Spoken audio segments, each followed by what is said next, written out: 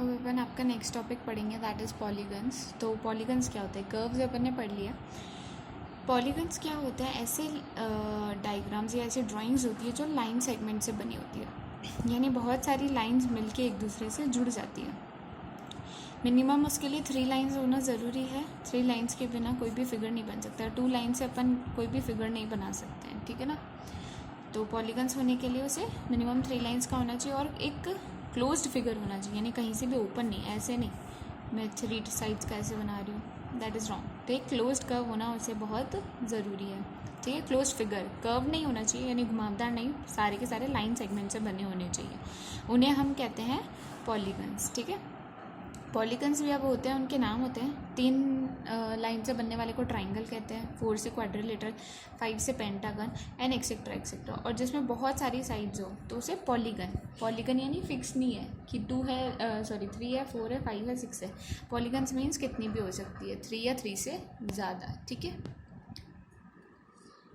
Next जो है आपके यहाँ पे topic, sides, vertices and diagonals of a polygon.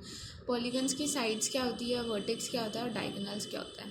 तो साइड्स पॉलीगन की जो उसकी साइड्स है, जो उसकी लाइंस है जिनसे वो बना है, जैसे यहाँ पे ED है, DC है, CB है, DA है और AE है, ठीक है। तो ये सारी साइड्स क्या है उसकी साइड, ये सारी लाइंस क्या है उसकी साइड्स हो गई। तो इसके 5 साइड्स है। ED यहाँ पे दे रखा है AB के ऊपर देखो लाइन सेगमेंट का सिंबल भी लगा रखा है। BC, CD, फिर DE, फिर EA, ठीक है। AB, BC, CD, DE और EA 5 लाइन सेगमेंट्स हो गई, ठीक है। तो ये इसकी क्या है, साइड्स है। नेक्स्ट है वर्टेक्स। वर्टेक्स किसे कहते हैं? जो जहाँ 2 लाइन मीट करती है उनका पॉइंट, यानी उसका एक तरह से कॉर्नर, वो कहलाता है वर्टेक्स। तो यहाँ पे वर्टेक्स 5 है, क्योंकि 5 पॉइंट देखो ऐसे आ रहे हैं जहाँ लाइंस मीट कर रही है। तो वर्टेक्स कौन कौन से हो गए? A, B, C, D and E। Vertex A, vertex B, vertex C, vertex D, vertex E। समझ में आया वर्टेक्स क्या होता है? अब ये हो गया साइड्स, वर्टिसेस। अब होती है डायगोनल्स। डायगोनल्स किसे कहते हैं, ठीक है। तो यहाँ डायगोनल्स में देखो जो भी पॉइंट वर्टिसेस हैं आपके, जैसे D, C और B, तो D और C को मैं मिलाऊँ तब तो वो साइड बन जाएगा। पर अगर मैं D और B को मिलाऊँ तो वो साइड नहीं होगी, वो क्या कहलाएगी, डायगोनल। तो किसी भी ऐसे 2 पॉइंट को जोड़ देना जो साइड नहीं हो, वो बाकी सारी क्या कहलाती है, डायगोनल्स। अब जैसे मैं D से A को जोड़ दूँ तो ये भी एक डायगोनल हो गई, ठीक है। तो D से A और D से B 2 डायगोनल्स हो गई। अब D से E मैं जोड़ूँ दूसरे वर्टेक्स को तो ये तो साइड अगेन, तो ये मेरा डायगोनल नहीं हो सकता। फिर इसी तरह से मैं E को D से नहीं जोड़ूँ तब तो साइड बन जाएगा, लेकिन C से जोड़ूँ तो डायगोनल बन जाएगा। और वहीं E को B से जोड़ूँ तो वो भी डायगोनल बन जाएगा। 4 डायगोनल्स हो गई अभी तक टोटल, ठीक है। D से दोनों पॉइंट मिल ही चुके हैं। C से E मिल चुका है, लेकिन C से A नहीं मिला है, तो एक और डायगोनल हो गई। तो टोटल इसकी कितनी डायगोनल्स हो गई, 5 डायगोनल्स। यानी वर्टिसेस को जोड़ना है, पर पास वाले वर्टिसेस को नहीं। जैसे D को C से और D को E से नहीं जोड़ सकती मैं, बाकी बचे D से 2 पॉइंट, D से A और D से B, तो वो उसकी हो गई डायगोनल्स। समझ में आया? नेक्स्ट है अपने एक टॉपिक, एडजेसेंट साइड्स और एडजेसेंट वर्टिसेस। एडजेसेंट का मीन्स होता है पास पास, ठीक है, लगातार आने वाले। तो लगातार आने वाली साइड्स और लगातार आने वाले एंगल्स, वो क्या कहलाते हैं अपने, एडजेसेंट साइड्स और एडजेसेंट एंगल्स। तो इस डायग्राम में देखो, जैसे यहाँ पे दे रखा है DE और EA, ये दोनों साइड्स पास पास आ रही है, ठीक है। तो DE और EA क्या हो गई, एडजेसेंट साइड्स हो गई। समझ में आया? ठीक है। जैसे ऊपर दे भी रखा है AE और ED दोनों कहाँ मिल रही है, E पे। AE और ED जो है दोनों कहाँ मिल रही है, E पे। तो वो कैसी साइड्स हो गई, एडजेसेंट साइड्स हो गई, ठीक है। और वैसे ही सिमिलरली DC और DE ये भी एडजेसेंट साइड्स हो गई, लगातार आने वाली साइड्स। उन दोनों का पेयर बनेगा, ध्यान रखना, ठीक है। तो यहाँ साइड्स AB और BC, AB और BC ये भी एडजेसेंट साइड्स है। तो ऐसे बहुत सारे पेयर्स बन सकते हैं एडजेसेंट साइड्स के। उसी तरह से एडजेसेंट वर्टिसेस के भी बनते हैं। जैसे वर्टेक्स D और वर्टेक्स C पास पास आ रहे हैं, तो ये दोनों कैसे वर्टिसेस हो गए, एडजेसेंट वर्टिसेस। उसी तरह से सिमिलरली D और E, तो D और E भी कैसे वर्टिसेस हो गए, adjacent vertices. Similarly E and E ये भी एडजेसेंट वर्टिसेस हो गए। तो ये कहलाते लगातार आने वाले वर्टिसेस, ठीक है। अब आपको यहाँ पे एक टेबल दे रखी है, ठीक है। इस टेबल में आपको क्या करा है, ये सारा डाटा ही फिल करना है। सबसे पहले शेप बनाया, उसका नेम क्या है, उसमें नंबर ऑफ़ साइड्स कितनी है, उसमें नंबर ऑफ़ साइड्स जितनी है क्या एंगल भी उतना ही है। एंगल अपन पढ़ के आए ना, जहाँ दो लाइन मिलती है वहाँ जो जितना घुमाना पड़ता है उसको एक लाइन से दूसरी लाइन पे जाने के लिए, वो उसका एंगल होता है। तो क्या number of sides number of angles के बराबर है। Name of the sides, sides के नाम बताने, और नेम द एंगल्स, एंगल्स के भी नाम बताने। ठीक है, तो सबसे पहले आपको ट्राइंगल दे रखा है ABC। ट्राइंगल तो पता ही है आपको, नाम होता है। इसमें साइड्स कितनी है 3, जितनी साइड्स है उतनी ही एंगल भी है। जाहिर सी बात है 1, 2 और 3 एंगल भी है उसमें। ठीक है, तो यस ही आएगा आंसर।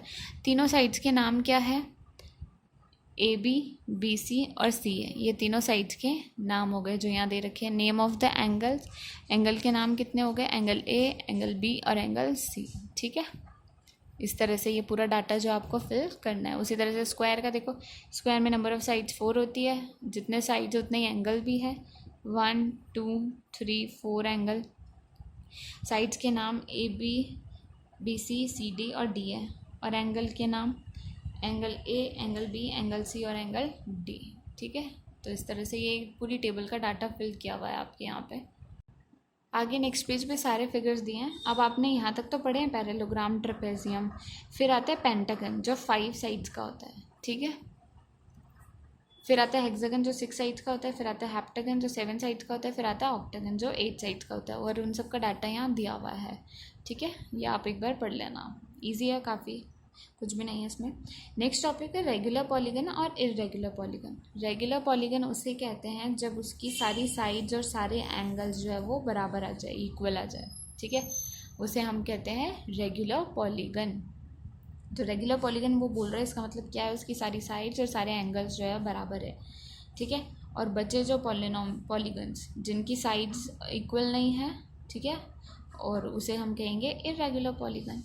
तो जिसकी साइड्स इक्वल नहीं है, जिस पॉलीगन की साइड्स इक्वल नहीं है, उसे हम क्या कहते हैं, इरेगुलर पॉलीगन कहते हैं। ठीक है, now the interior and exterior of polygon. पहले भी पढ़ के आ चुके आप, इंटीरियर क्या है, अंदर। तो पॉलीगन के अंदर कोई भी पॉइंट है ABC, ये पॉलीगन के अंदर है, तो ये सारे पॉइंट्स कैसे हैं, इंटीरियर ऑफ द पॉलीगन। और जो पॉइंट इसके बाहर है O, ठीक है, X, Y, ये सारे पॉइंट्स Z, ये सारे पॉइंट OX, Y, Z, ये क्या है, इसके बाहर है, तो ये क्या हो जाएंगे, एक्सटीरियर ऑफ अ पॉलीगन, वहाँ पे लाई करते हैं ये। ठीक है, सिंपल सी बात है। नेक्स्ट अपन पढ़ेंगे क्वाड्रिलेटरल शेप, यानी क्वाड्रिलेटरल शेप किसे कहते हैं, जिसकी 4 साइड्स होती है, उसे हम क्वाड्रिलेटरल शेप कहते हैं।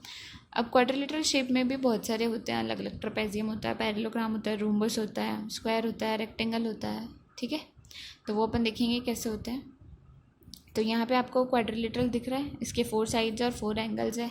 ये क्वाड्रिलेटरल है, इसके 4 साइड्स और 4 एंगल्स है। ठीक है, अब यहाँ पे आपको कुछ बातें बतानी है कि ऑपोजिट एंगल्स एडजेसेंट साइड्स में बता ही चुकी हूँ आपको क्या होता है। ऑपोजिट एंगल्स क्या होते हैं, जो एक दूसरे के सामने आते हैं, ऑपोजिट। तो angle A and angle C क्या है, ऑपोजिट एंगल्स है। ठीक है, इसी तरह से एंगल B और एंगल D, ये भी क्या है, ऑपोजिट एंगल्स है। क्यों, क्योंकि ये क्या आ रहे हैं, एक दूसरे के सामने आ रहे हैं। ठीक है, समझ में आया, ये हो गए ऑपोजिट एंगल्स। ऑपोजिट साइड्स बतानी है तो ऑपोजिट साइड्स भी पता चल जाएगी। AD साइड है, AD साइड के ऑपोजिट एकदम कौन आ रहा है, BC।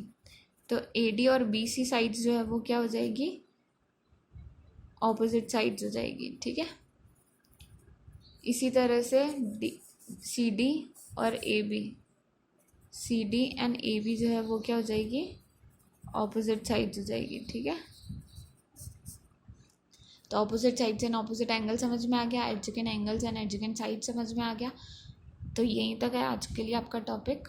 अब आप इसके बाद एक्सरसाइज 4 इसकी 0.4 और 0.5 जो आप सॉल्व कर सकते हो इजीली। और जो नेक्स्ट टॉपिक बचा है सर्कल, लास्ट टॉपिक आपका, वो अपन नेक्स्ट क्लास में कवर कर लेंगे। ठीक है, थैंक यू।